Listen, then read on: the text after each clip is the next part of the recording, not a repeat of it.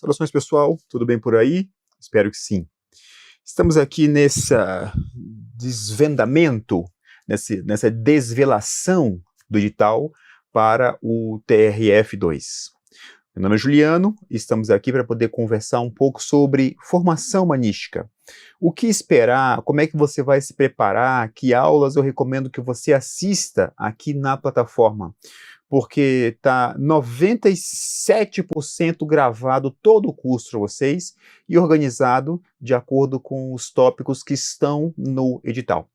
Existe um único item aqui nesse edital em específico, que é uma novidade para a banca organizadora, que ela, em um item do direito da antidiscriminação, ela, ao invés de colocar um item genérico, ela manteve o item genérico e delimitou diversas normas do direito da antidiscriminação. Como se trata de um tema novo, né, uma forma nova de apresentar um tema antigo, eu vou gravar agora, recentemente, esses itens, cada uma daquelas legislações específicas sobre direito da antidiscriminação. Melhor, antes de ficar falando, né, deixa eu ir direto lá para mostrar para vocês o que é importante aqui, ó, o que é que eu estou tratando. Estou falando isso aqui, ó. O que acontecia anteriormente? Acontecia isso aqui, ó. Os editais falavam legislação antidiscriminação nacional e internacional. Ponto. E aí passava para o tópico 4, quando tinha, né, conceitos fundamentais de direito da antidiscriminação. Agora, o que ele fez? Ele pegou várias normas, diversas normas antidiscriminatórias e passou a tratar delas de forma mais delimitada. É uma coisa boa? É uma coisa ruim? Também é. Não existe nada bom, essa dicotomia ela é falsa, né? Um aspecto positivo é que se o examinador ele pega normas específicas e coloca no nosso edital, significa dizer que nós temos que nos dedicar aos conceitos, aos temas, aos institutos que são criados por essa norma específica e não ficar procurando normas esparsas que tratam da antidiscriminação. Então, o que eu vou fazer? A partir da semana que vem, já estamos no 3º dia do ano novo, então a partir da semana que vem, eu começo a gravar cada uma dessas normas aqui, que são importantes para a gente. Porque, de fato, em várias provas tem caído essas normas, né? Eu quero demonstrar para você que o direito da antidiscriminação, ele é esparso. Você tem, por exemplo, na lei de licitação nova, né, recentemente nova, você tem alguns dispositivos lá que tratam de antidiscriminação. Portanto, esse tema, direito da antidiscriminação, é um tema que ele vai estar na sua prova, não tenha dúvida disso. Portanto, uma aposta muito forte minha para essa prova do TRF2 é direito da antidiscriminação. Assista os aspectos filosóficos, assista aos aspectos históricos das aulas que estão já na plataforma para você preparar bem. Eu vou sempre dizer para vocês o seguinte: quem está fazendo o curso da magistratura, mesmo que seja para a primeira fase, em formação humanística, especificamente nessa disciplina, precisa estudar já pensando na prova oral.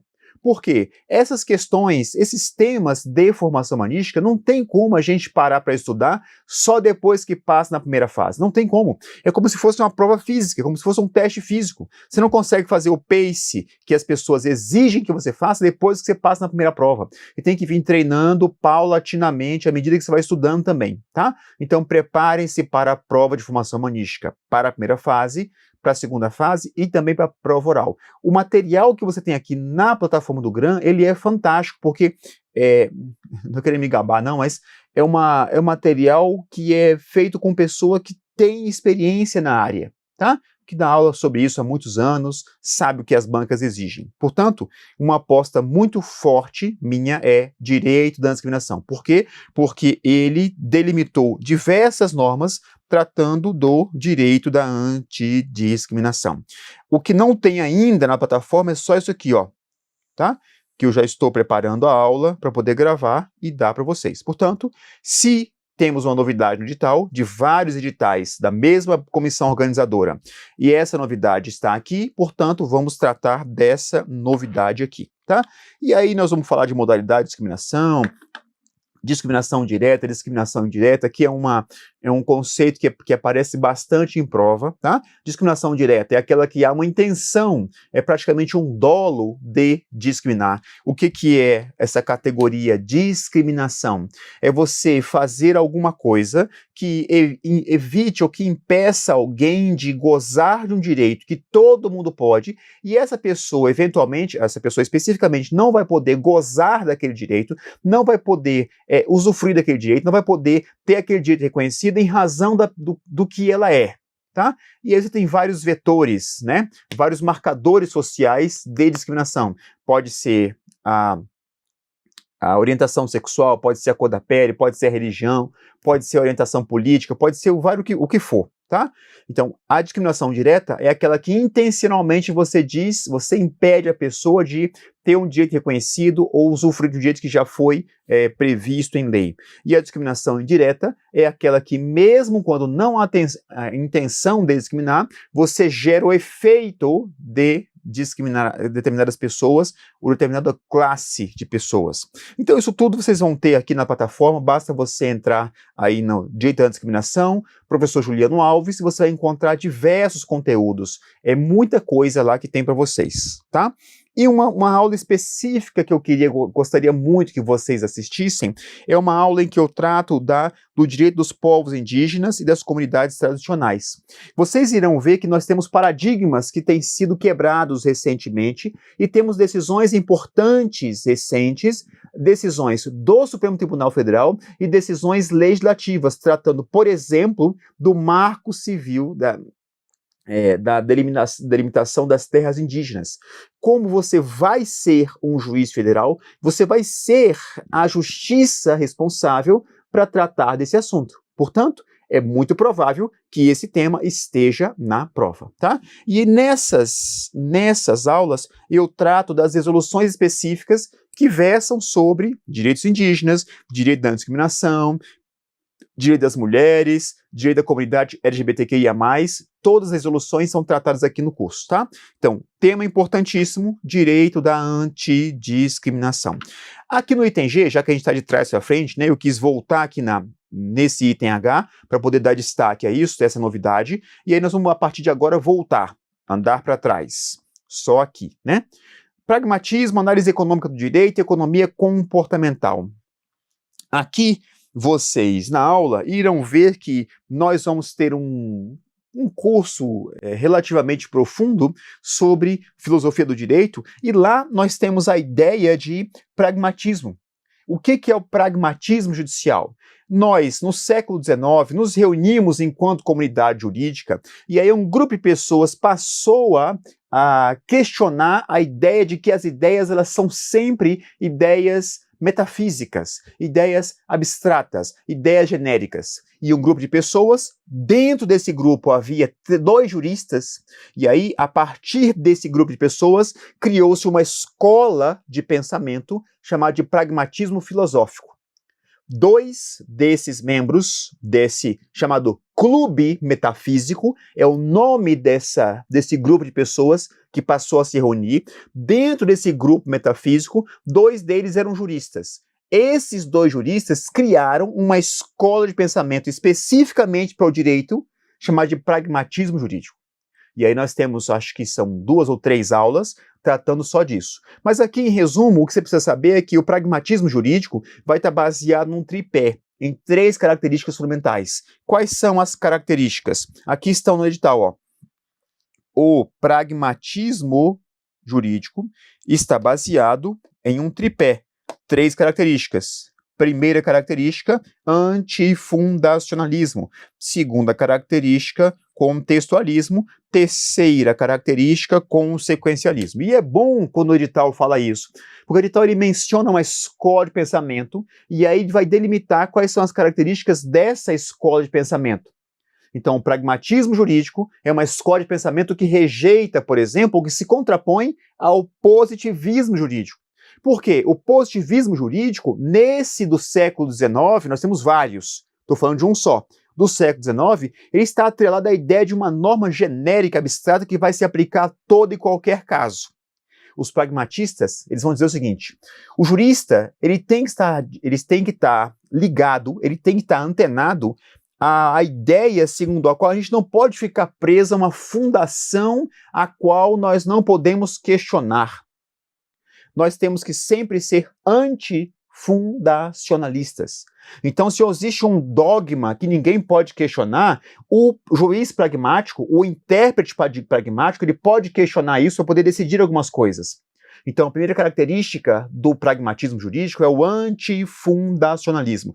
Não existe um dogma que não possa ser questionado. Segunda característica, contextualismo. A decisão judicial, a interpretação do direito sempre tem que levar em consideração o contexto onde a decisão será executada, a decisão será implementada, o contexto. E a terceira característica é o juiz pragmático, o jurista pragmático, ele sempre tem que levar em consideração a consequência do ato que ele irá praticar. E aí nós vamos atrelar duas coisas aqui no edital. A primeira aqui, ó, consequencialismo e utilitarismo. Um dos recados que lá no final do século XVIII, começo do século XIX, um autor chamado Jeremy Bentham trouxe para a gente ele vai criar para a gente uma régua que vai medir a moralidade dos atos, de todos os atos. Então o ato é bom, ele é justo quando? Jeremy Bentham responde, quando o ato gerar maior felicidade e diminuir a infelicidade. E aí nós temos um conceito que na aula vocês irão ver isso. Chama de cálculo felicífico. Então, para saber se a ação é boa, se a sentença é boa, se o salário é justo, se a minha fala é adequada ou não, eu tenho que saber se esse ato, todos eles, né? A lei, a sentença, o acórdão, todos eles, se eles geram maior felicidade e diminuem o grau de infelicidade. E o nome desse mecanismo de raciocínio chama cálculo felicífico. Portanto, para um juiz utilitário, ele vai decidir de acordo com o quê? Com a consequência do que ele vai fazer. Portanto, uma das características do utilitarismo é você pensar de forma consequencialista, tá bom? E o consequencialismo, ele é incorporado pelo pragmatismo para levar em consideração nas decisões judiciais. Portanto, existe uma comunicação entre o pragmatismo e o utilitarismo. Existe? Existe a comunicação. Mas ela é unívoca? Ela é unânime? Não, não é. Na aula eu aprofundo, tá? Mas o raciocínio utilitarista que leva em consideração a consequência do que você faz, essa ideia do consequencialismo é uma característica que é incorporada 50 anos depois pelos pragmatismos jurídicos, pelos pragmatistas jurídicos, que levam em consideração três coisas para decidir. O contexto social, ele não fica preso a dogmas, ele é um antifundacionalista e ele é consequencialista. Tá bom? Muito bem. E aí, só um detalhe aqui importante, que na aula eu aprofundo, a LINDB, ela é uma norma que força o juiz a decidir de forma consequencialista. Entendi. O Código de Ética e Magistratura também é uma norma que também força o juiz a decidir de forma consequencialista. Mas essas normas, elas são isoladas? Não. Tenho a impressão, inclusive, que essa tem sido a tendência do mundo jurídico, levar em consideração as consequências dos atos. Muito bem. Mas isso não é novo. Se você pega a Lei 9882, que disciplina a ADPF, e a Lei 9868, ambas de 99, que disciplina a ADI, ADC, você vai encontrar lá um mecanismo que é o mecanismo da modulação dos efeitos da sentença do controle de constitucionalidade. O meu grande desafio é mostrar para vocês que a formação humanística, ela tem comunicação com outras áreas do saber. Na verdade, quando você leva em consideração aspectos sociológicos, psicológicos, filosóficos, pragmáticos, para entender o direito, você entende melhor o direito. E aí, eu vou dizer para vocês, para que vocês compreendam como é que essa conexão se dá. Formação humanística e controle de constitucionalidade, por exemplo, nesse caso. Quando o Supremo ou o TJ ele vai declarar a inconstitucionalidade de uma norma, o TRF não faz isso, né, do controle abstrato não faz isso, mas quando o Supremo ou o Tribunal de Justiça do Estado vão declarar a constitucionalidade, a inconstitucionalidade de uma norma, se o tribunal considerar que a declaração de inconstitucionalidade com efeitos ex tunc gerar uma insegurança jurídica, o tribunal vai fazer o quê? Ele vai modular os efeitos. E aí, ao invés de emprestar uma eficácia ex tunc à sentença, vai dar uma eficácia ex nunc à sentença. É inconstitucional, mas é inconstitucional a partir de... E vai dizer a partir de quando é inconstitucional. Portanto, vamos pensar aqui filosoficamente. O que sustenta a modulação dos efeitos é o pragmatismo. Como assim, professor? Sim, porque uma das características do pragmatismo são 3, né? Antifundacionalismo, contextualismo e consequencialismo. Portanto, se o juiz, ao decidir, leva em consideração as consequências para decidir assim ou assado, então a modulação, que nada mais é levar em consideração a consequência da sentença, é uma decisão que é pragmática. Compreenderam isso? Então o desafio de vocês é pegar essa pletora, essa quantidade imensa de informações que estão no curso de formação humanística, que está tudo gravado lá na plataforma, e fazer conexões com matérias que eventualmente vocês até gostem mais. Mas tudo se liga quando você pensa filosoficamente, sociologicamente, psicologicamente. Tá? Esse é o desafio para vocês. Portanto, pragmatismo, tem 2 ou 3 aulas na plataforma para você compreender esses mecanismos. Pragmatismo, esse é o destaque que eu queria dar para vocês. Direito digital.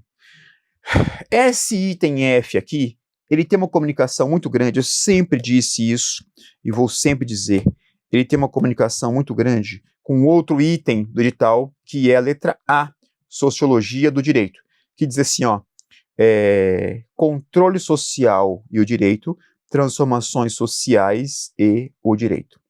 Nós temos hoje um mecanismo, né, uma coisa chamada de quarta revolução industrial. Especificamente nesse edital ele ficou de fora, né, quarta revolução industrial.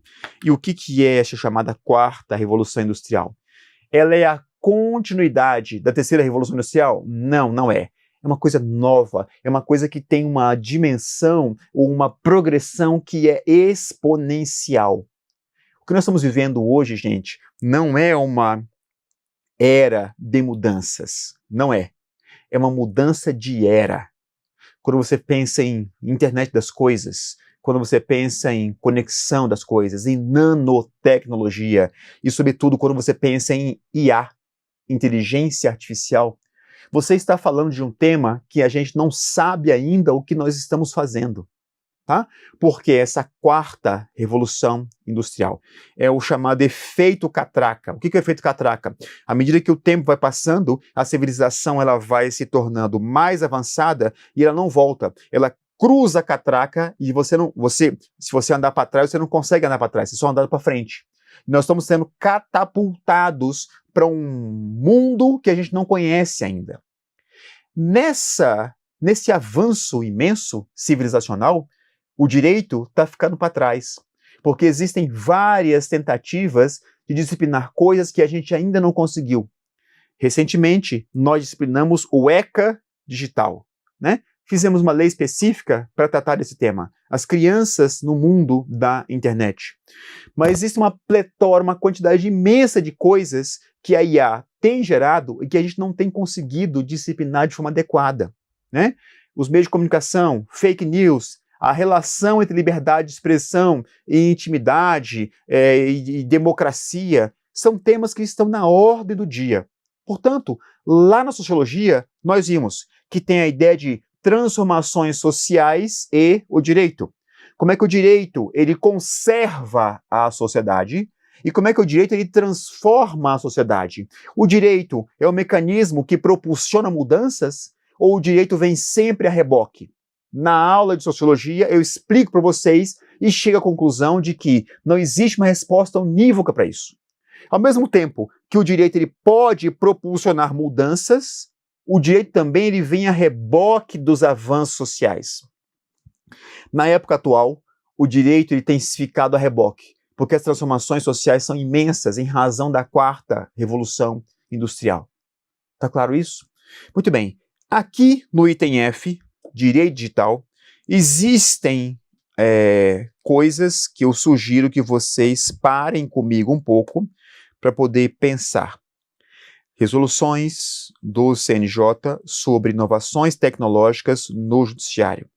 Inteligência artificial. Inteligência artificial e o direito. Note a quantidade de coisas, palavras novas que estão aparecendo no nosso vocabulário e como o direito tem tentado disciplinar isso. E aí existe uma resolução que eu vou apostar todas as minhas fichas que estarão na sua prova, que é a resolução 615 do CNJ. Do que trata a resolução 615 do CNJ?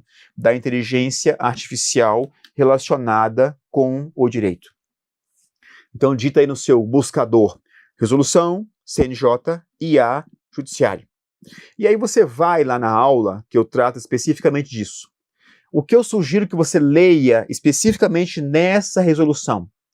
O anexo dela, ele traz uma lista de alto risco e baixo risco do uso da IA no judiciário. Até o dia da prova, sugiro que você decore essa lista.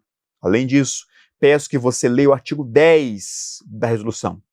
Nesse artigo 10, ele vai dizer quais são os mecanismos que são proibidos, quais são as soluções de IA que são proibidas dentro do judiciário.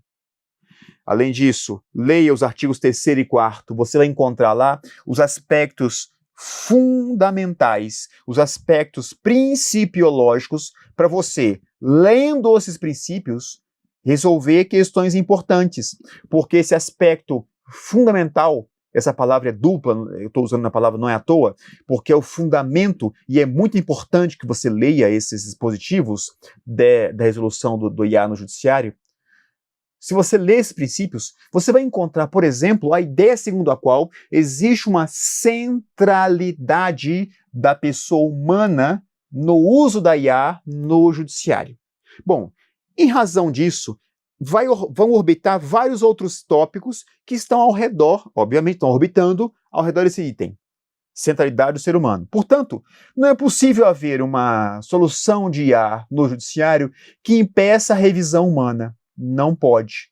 Aí você só faz o upload do processo numa solução de inteligência artificial, e ela confecciona uma sentença e que o juiz não pode rever a sentença. Não existe isso. Inclusive, eu que não sou juiz, trabalho num gabinete de segunda instância do TJDFT. E aí existe uma jurisprudência forte no TJDFT, por quê? Porque havia um juiz aqui que dizia o seguinte: essa sentença foi confeccionada com auxílio da IA. E eu não me responsabilizo, eu, juiz, não me responsabilizo pelo que ela falar. Não, gente. Não.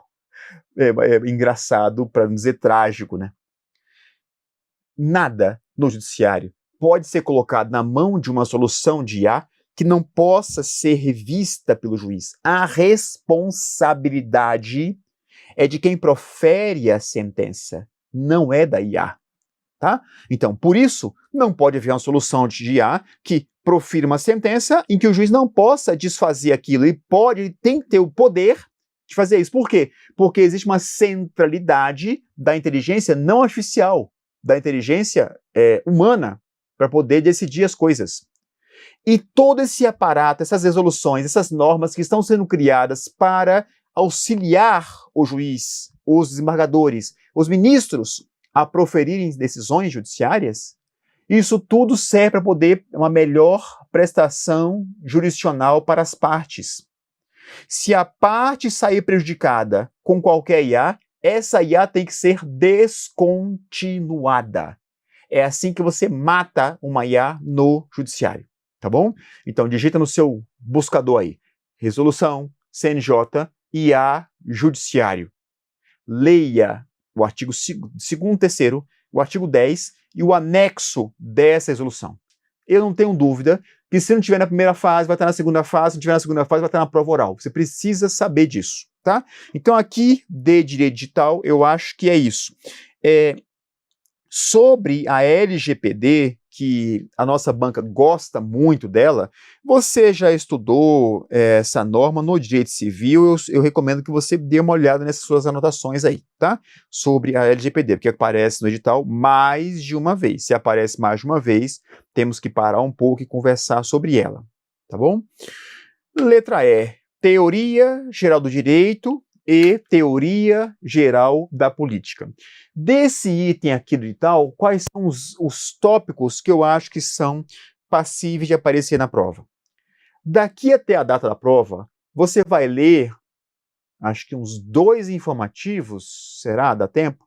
Uns 2 informativos do Supremo Tribunal Federal. 2 novos, né? Porque os para trás mente, você também vai rever. E aí você virá que nos informativos do Supremo Tribunal Federal aparece um itemzinho, um quadradinho colorido abaixo de cada tese.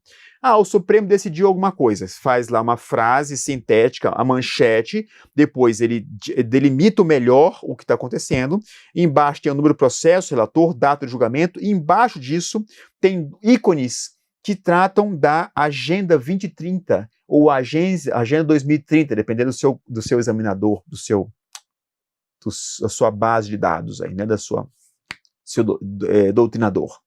Então essa Agenda 2030, ela trata de objetivos de desenvolvimento sustentável. A nossa banca, quando fez o ENAM, o primeiro ENAM, fez uma coisa muito feia, mas que é da regra do jogo.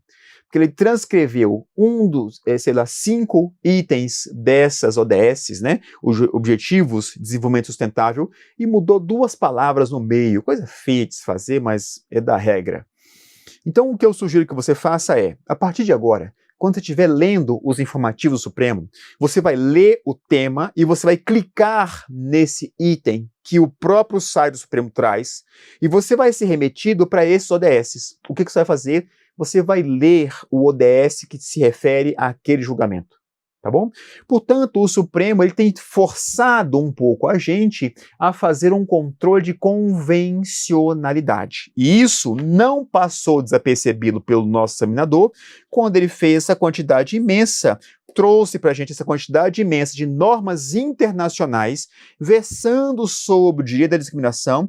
Portanto, nós temos hoje que julgar de acordo com essas normas, que isso nada mais é do que o chamado controle de convencionalidade, tá?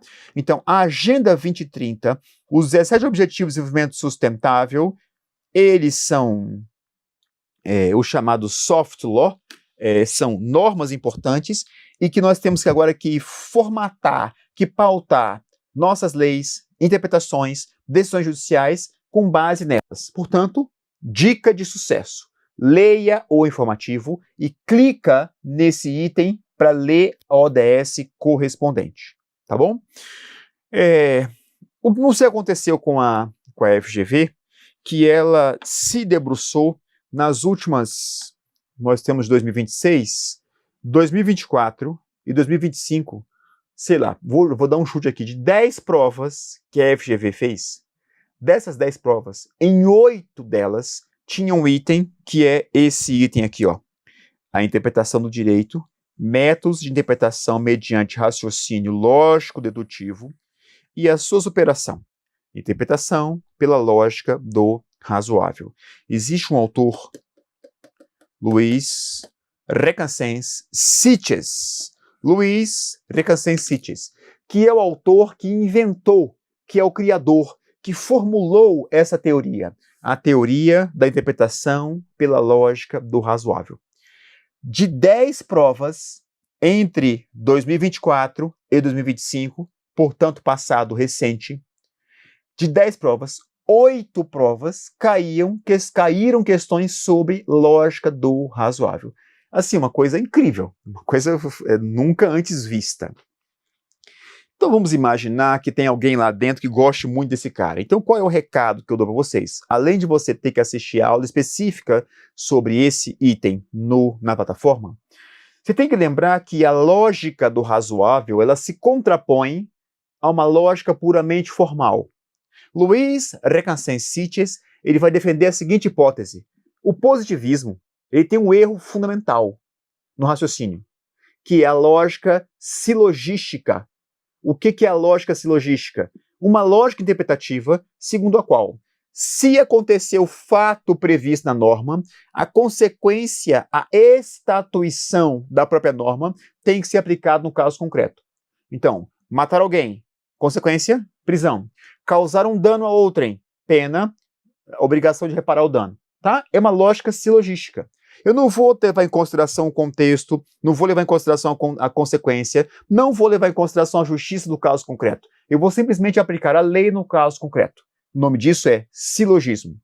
Luiz Requesens Sitges, no segundo quartel do século XX, 1930, 1940 por ali, ele passa a escrever uma obra que tenta defender a lógica do razoável. Ele vai dizer: a lógica físico-matemática, ela é importantíssima para a gente. Eu não consigo construir um prédio, não consigo construir um estúdio bonito desse aqui, se eu não tiver uma lógica físico-matemática. É fundamental para a nossa vida. É. Mas, para decidir problemas, para dirimir problemas jurídicos que tratam de problemas humanos, eu não posso ficar presa a essa lógica puramente matemática, físico-matemática. Não posso. E a lógica silogística, que foi criada pelos positivistas do século XIX, ela é equivocada, defende Luiz Requesens Sitges. É necessário que a gente, sempre que a interpretação irritar a justiça ou gerar uma decisão injusta, a gente precisa pautar a decisão pela lógica do razoável e não pela lógica puramente matemática. Se eu empurrar, então acontece aquilo. Não. A lógica do razoável, ela se atrela, ela se liga a uma palavrinha que também a FGV ama essa palavra, e esse autor, que é a chamada equidade. A equidade, que é um mecanismo criado por um sujeito chamado Aristóteles. Está aqui, ó, equidade. A equidade está atrelada à interpretação pela lógica do razoável. O que é a equidade? Aristóteles, quando ele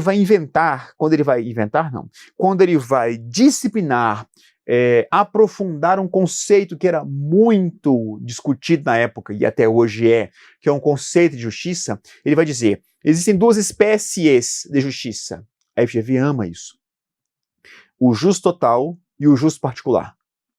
O jus total não existe virtude mais importante para o ser humano, mas na época ele dizia para o homem, para o ser humano, que é cumprir a lei.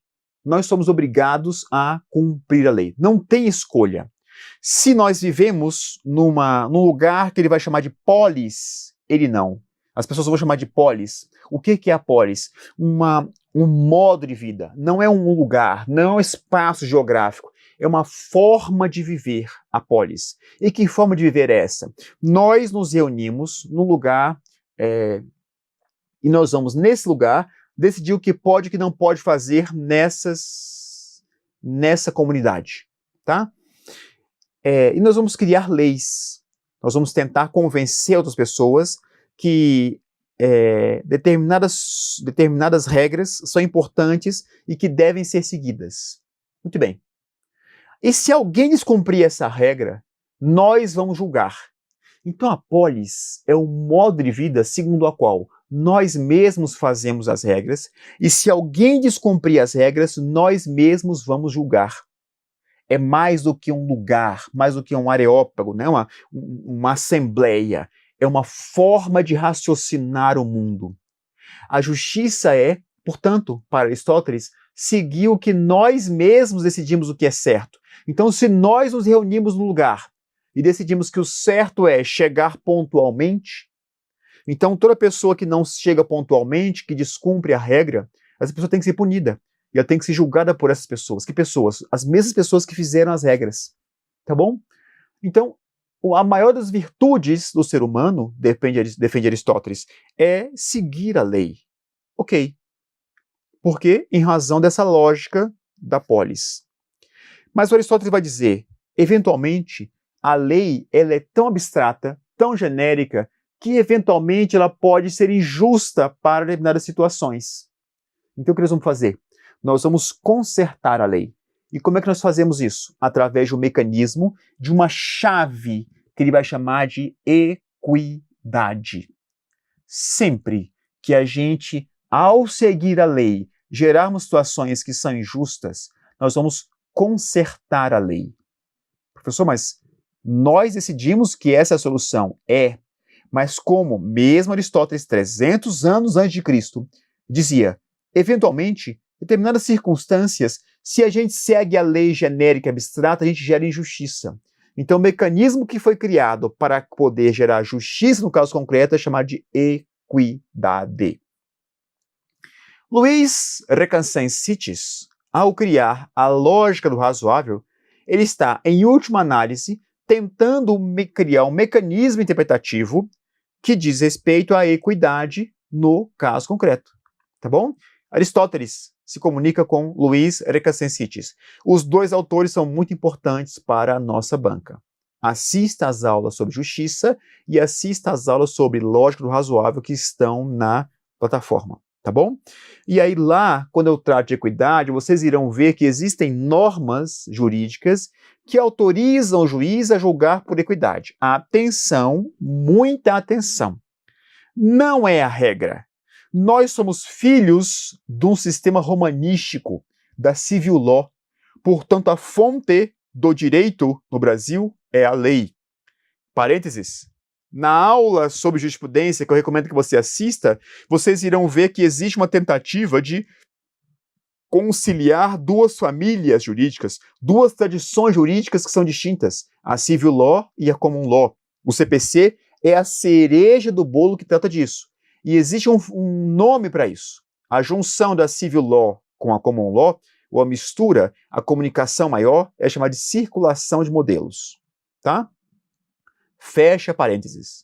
Nós somos filhos de um sistema romanístico. Nós somos filhos da Revolução Francesa. Portanto, a lei é a fonte do direito. O CPC vai dizer para a gente o seguinte: o juiz pode julgar com equidade só se a lei assim previr. Se não houver previsão legislativa autorizando o juiz a decidir por equidade, o juiz não pode decidir por equidade. O juiz tem que usar a lei no caso concreto. Tá bom? Juizado especial pode? Pode. A lei 9.099 autoriza. Arbitragem pode? Pode. A lei de arbitragem também autoriza, exceto quando o poder público estiver envolvido nesse conflito. Nessa hipótese, não é possível haver uma arbitragem por equidade. Tem que ser uma arbitragem por legalidade. Tá? Então, esses mecanismos que são aparentemente filosóficos, eles se comunicam com o direito stricto sensu. Portanto, ao estudar direito, dedique-se a estudar um pouco os fundamentos sociológicos, históricos desses institutos. Tudo se conecta no direito. A formação humanística é um lugar, talvez, o mais importante, onde você vai encontrar essas conexões. Tá? Então, aqui sobre o item D, sugiro que você assista a aula sobre o conceito de justiça, porque isso vai se comunicar lá com o pragmatismo, isso vai se comunicar com o direito da antidiscriminação. Tente fazer pontes ao estudar formação humanística, tá? Aqui nessa aula eu trato muito de normas, de resoluções, de jurisprudência que trata do Estatuto Jurídico da Magistratura. Daqui até a prova, você vai pegar uma norma importante, muito importante, e que a FGV ama essa norma, chama Código de Ética da Magistratura Nacional. Você vai ler muitas vezes isso. Quando você estiver estudando direito constitucional, poder judiciário, porque é óbvio que você vai estudar o poder judiciário, é óbvio que você vai estudar o poder judiciário, mas você vai descer um pouco uma camada da Constituição.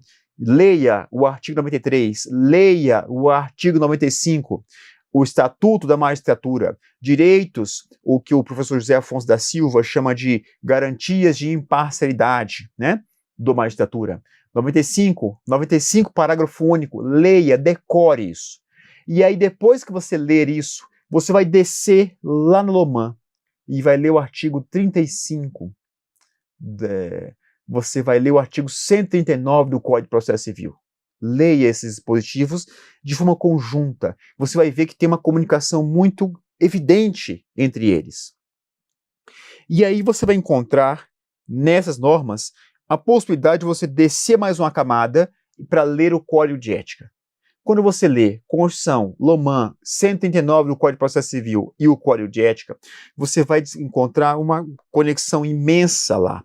E você vai encontrar um mecanismo que diz respeito à ideia de administração judiciária. Quando você fala dos poderes do juiz no Código de Processo Civil, você vai encontrar lá, o juiz tem que ser pontual, o juiz tem que evitar provas desnecessárias, inúteis, protelatórias, o juiz tem que conduzir o processo de forma célere. Nós não estamos falando de outra coisa, senão de administração de um processo. Tem um conceito que representa isso. É a ideia de case management. Você tem uma execução em curso. E a ideia é fazer com que aquele direito que já foi certificado na sentença, ele seja concretizado. Como é que você faz isso? Você administra aquele processo para poder entregar o bem jurídico que a pessoa pretende no caso concreto. Então você vai administrar o processo. Como é que chama isso? Case management. Portanto, existe uma comunicação entre a administração judicial e os poderes, os deveres funcionais da magistratura. Tá? Leia os poderes do juiz no CPC, leia os deveres do juiz na Loman, leia o Estatuto da Magistratura na Constituição e faça conexões. Logo após, leia o Código de Ética da Magistratura. Você vai encontrar esse poder de administrar o conflito, de administrar o processo, que é chamado de case management. Uma aula importante para você assistir, eu trato da responsabilização administrativa dos magistrados. Quais são as penas possíveis de serem aplicadas contra um magistrado? Assista essa aula. Leia a resolução 125 do CNJ. Leia a resolução 135 do CNJ. São duas resoluções importantíssimas. Uma trata do processo administrativo contra o magistrado e a outra trata de teoria do conflito. Leia as duas resoluções, 125, 135. Na aula eu trato com vocês sobre isso, tá? Então, o item C, ética da magistratura, você vai estudar estudando o Poder Judiciário, Constituição, Loman e Código de Ética. Leia essas normas até a prova mais de uma vez. E o Código de Ética, leia mais de uma vez, tá? A FGV ama o Código de Ética da magistratura. No item B, Psicologia Judiciária, eu dou destaque a esse aqui, ó. Assédios. Assédio moral e assédio sexual. No último informativo do CNJ de Jurisprudência de 2025, saiu lá uma decisão tratando de assédio sexual. O que você precisa saber é, o juiz, ele deve ser responsabilizado por assédio moral e assédio sexual caso ele esteja envolvido no caso. Muito bem. O que você precisa saber é que isso tem ganhado destaque tão grande no judiciário que nós mudamos o Código de Ética da Magistratura, o artigo 39, e inserimos lá dois tipos. Dizia a redação originária do Código de Ética: constitui ato atentatório à dignidade do cargo. Se é um ato atentatório à dignidade do cargo, a Loman diz que a pena é máxima. Se o juiz é não vitalício, demissão. Se o juiz é vitalício, aposentadoria compulsória. A pena é máxima, tá bom? Então, se é um ato atentatório, a pena é máxima. E a redação original dizia assim, ó, se o juiz praticar uma discriminação injusta ou arbitrária, pena máxima. Essa era a redação original. De 2023 para cá, nós incluímos dois tipos ali. Quais são os dois tipos? Assédio moral e assédio sexual, tá bom? E o parágrafo único do 39 vai dizer para você que se o juiz praticar um ato de violência contra a mulher, mesmo que fora do ambiente funcional dele, e isso é um ato atentatório, portanto é penalidade de demissão, não vitalício, penalidade de aposentadoria compulsória no magistrado vitalício, tá bom? Atenção a esse item, está em psicologia. Nunca vi tratarem disso do ponto de vista psicológico, isso do senso. É sempre o reflexo desses atos para o direito. Sempre foi assim, tá bom? Em psicologia é isso. Ah, sim, uma recomendação de leitura. No item 3 tem teoria do conflito. O que você vai pegar? Você vai digitar no seu buscador aí, Manual de Mediação do CNJ. Digita agora aí e já baixa esse manual. Você vai ler a introdução desse manual e vai ler um capítulo, salvo engano, o capítulo 2, que trata de teoria do conflito. Por quê? Porque é o título do item do edital, teoria do conflito. Leia esses conceitos e assista a minha aula. São 3 ou 4 blocos de meia hora, são mais ou menos 2 horas de aula, só sobre teoria do conflito. Eu trato de autores, eu trato de teorias, eu trato de conceitos que estarão na sua prova, tá? Seja qual for a fase da sua prova. E por fim, o item A sociologia do direito. Se você procurar na plataforma, o título da aula é esse aqui, ó. Introdução à Sociologia da Administração Judiciária. O que eu faço nessa aula?